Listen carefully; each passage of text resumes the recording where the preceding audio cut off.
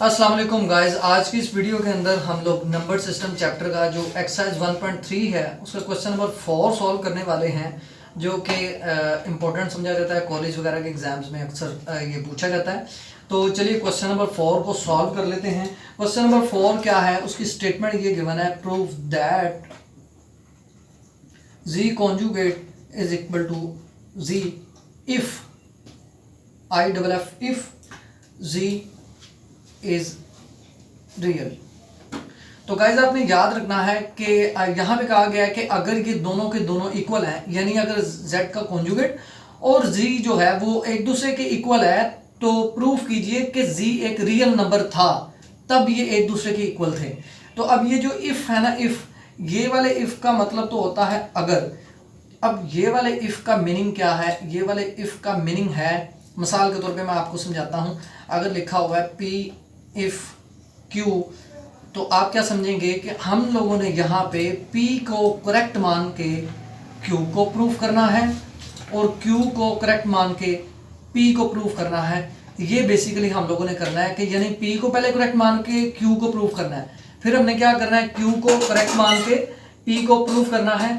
और ये सारे ये है एक हिसाब के इस क्वेश्चन की यानी एक समरी है।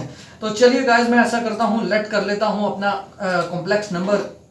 तो प्रूफ में मैं क्या करता हूँ, सबसे पहले कॉम्प्लेक्स नंबर में लेट कर लेता हूँ। Let g is equal to a plus iota b। अगर g is equal to a plus iota b है तो इसका कॉन्जुगेट क्या आएगा, g conjugate is equal to a minus iota b। अब गाइज मैंने क्या कहा, मैंने आपको ये कहा कि अगर P इफ Q लिखा हुआ है, इसका मतलब है P को ठीक मान के Q को प्रूफ करो और फिर Q को करेक्ट मान के P को प्रूफ करो, ये इसका मीनिंग है। तो यहाँ पे इसका मीनिंग क्या होगा, Z conjugate is equal to Z। इसका मीनिंग ये होगा कि पहले आप Z कॉन्जुगेट को ठीक मान लें, Z को प्रूफ कर दें, या Z को ठीक मान के Z कॉन्जुगेट को प्रूफ कर दें। तो यानी कन्वर्ट्स हमने केस जो है वो चलाना है, एक दूसरे के अगेंस्ट हमने दोनों को प्रूफ करना है कि दोनों का आंसर सिमिलर आ रहा है, यानी एक रियल नंबर आ रहा है। ठीक है, तो ये हमारा क्या आना चाहिए, रियल नंबर आना चाहिए। तो चले गाइस, मैं फिर क्या करता हूं, मैं ये कर लेता हूं कि मैं कह देता हूं let G conjugate is equal to G. ये वाली जो स्टेटमेंट है ये ट्रू है। मैंने मान लिया कि जी का कॉन्जुगेट जी के इक्वल होता है और ये मैंने फिर कह दिया साथ ही ट्रू। अब ये मैथमेटिक्स में ये आपको कुछ चीज़ें हैं जो याद रखनी पड़ती हैं। तो यहाँ पे मैंने क्या कहा, G conjugate is equal to G is true. तो देन हमें प्रूफ क्या करना है, then we have to show that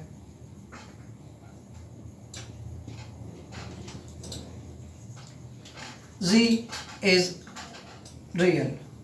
तो गाइस आपने अंडरस्टैंड करने की कोशिश करनी है कि अगर मैं z conjugate is equal to z मान रहा हूँ और ये ट्रू मान रहा हूँ, तो मुझे यहाँ पे प्रूफ करना है कि z जो है वो एक रियल नंबर है। ठीक है, यानी अगर ये दोनों एक दूसरे के इक्वल हैं। तो चलिए मैं ऐसा करता हूँ, जी कॉन्जुगेट को जी के इक्वल रख लेता हूँ। जी का कॉन्जुगेट क्या है, जी का कॉन्जुगेट है a माइनस एयोटा b, ये इक्वल टू है a प्लस एयोटा b के। ठीक है, अब यहाँ पे मैं क्या करूँगा, ये प्लस का a, ये भी प्लस का a, ये दोनों एक दूसरे के साथ कैंसिल आउट हो सकते हैं। क्यों? क्योंकि जब ये वाला a इधर आएगा तो a minus A cancel out होंगे, तो मैंने यहाँ पे कैंसिल आउट कर दिया। Now it will be minus iota b को मैं राइट साइड पे ले जाता हूँ, तो iota b plus iota b is equal to 0। अब इन सारों को जब मैं ऐड करूँगा तो ये क्या आने वाला है, ये आने वाला है 2 iota b is equal to 0। तो गाइस मैं कह सकता हूँ 2 iota b is equal to 0। तो आपको पता ही होना चाहिए, यहाँ पे हम कहेंगे देयरफॉर नहीं बल्कि आप सिंस बोलिए कि सिंस, इसको रहने दे, सिंस बोलिए कि सिंस 2 नॉट इक्वल टू 0।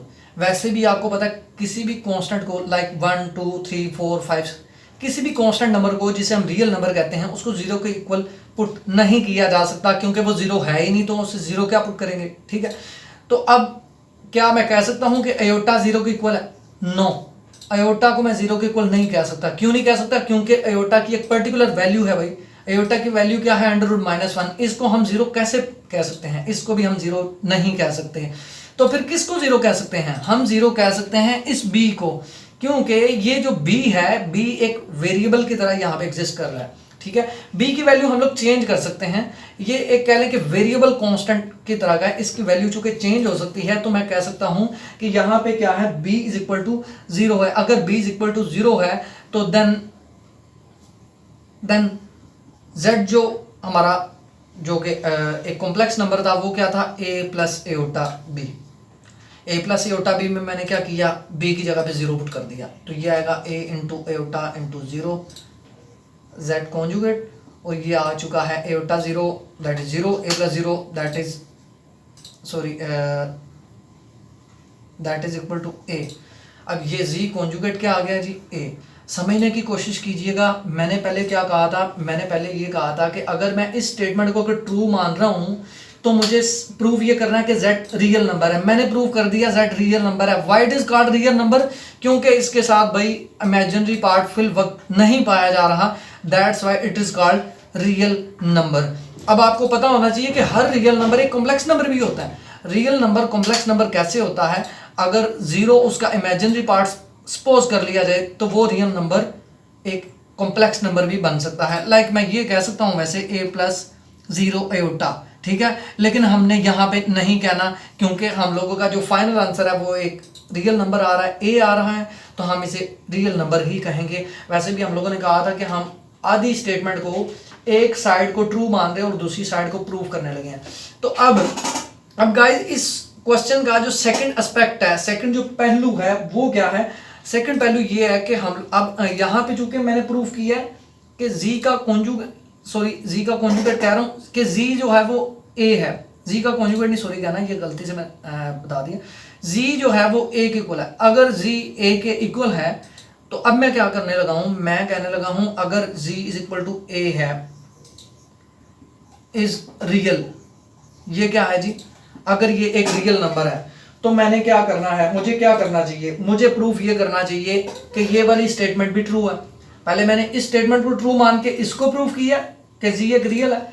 अब मैं क्या करने लगा हूं, इसको ट्रू मान के let G is equal to real number, is real number, this statement is true, this statement is true. अगर ये स्टेटमेंट ट्रू है तो हम लोग क्या कह सकते हैं, हम यहां पे कहेंगे then we have to show that, we have to show that z conjugate is equal to z। यहाँ पे हमें प्रूफ क्या करना है जी, यहाँ पे हमें प्रूफ करना है कि z conjugate z के इक्वल है। अब देखिए z यहाँ पे conjugate z के इक्वल है। z रियल मीनिंग क्या होता है, z रियल मीनिंग होता है कि उसका इमेजिनरी पार्ट जो है वो 0 है। इमेजिनरी पार्ट अगर 0 कंसिडर कर लिया जाए तो ये क्या आएगा, ये आएगा z इज इक्वल टू 0। अब इसको मैं z इज इक्वल टू 0 क्यों कह रहा हूँ, क्योंकि इसका इमेजिनरी पार्ट 0 है। इमेजिनरी पार्ट 0 से मुराद है 0 एयोटा, और 0 एयोटा जो कि मैं पहले भी ऊपर बता चुका हूँ। तो z is equal to a आ रहा है, अगर z is equal to a आ रहा है तो मैं कहूँगा z is real, it means that it's imaginary part is 0। यहाँ पे हम लोग रीज़न बता देंगे कि z रियल का मीनिंग क्या होता है। z is real number, it means that its imaginary part क्या है, imaginary part एक 0 है। तो देखिए गाइस, इसका चूंकि इमेजिनरी पार्ट 0 है इस वजह से ये रियल है। अगर ये रियल है तो फिर इसका कॉन्जुगेट भी क्या होना चाहिए, रियल ही होना चाहिए। ज़ाहिर है कॉन्जुगेट में क्या होगा कि a माइनस एओटा इंटू 0 आ जाएगा, एओटा इंटू 0, अगेन वो भी क्या आने वाला है, वो भी आपके पास a ही आने वाला है, ठीक है। तो यानी कहने का मतलब है कि z conjugate is equal to a conjugate. a conjugate से मुराद क्या है, इसका इमेजिनरी पार्ट तो यहाँ पे है ही नहीं है, तो हम लोग क्या करेंगे फिर, किसका साइन चेंज करेंगे, किसी भी टर्म का साइन चेंज नहीं होना। साइन चेंज तब करते हैं जब अयोटा उस नंबर के अंदर पाया जा रहा हो। यहाँ पे अयोटा नहीं है तो हम लोगों ने क्या करना है कि a का कॉन्जुगेट a ही लिख देना है, यानी a का जो कॉन्जुगेट है वो वही कॉन्स्टेंट नंबर दोबारा से रिट्रीव हो गया। यहाँ से भी हमें a मिला और z का कॉन्जुगेट भी हमें a मिला, तो हम लोग एंड पे जाके बता देंगे कि वाकई ही z और z कॉन्जुगेट जो हैं वो इक्वल हैं। तो एंड पे आपने कह दिया हेंस प्रूफ। तो गाइस ये क्वेश्चन था जो कि थोड़ा सा बकवास टाइप था, ठीक है। तो लेकिन आप लोगों ने क्या करना है, इसे समझने की कोशिश करनी है। तो उम्मीद है आपको समझ आएगा। तब तक के लिए मुझे इजाज़त दीजिएगा, नेक्स्ट वीडियो में मिलेंगे। और stay blessed, stay inspired and love you all.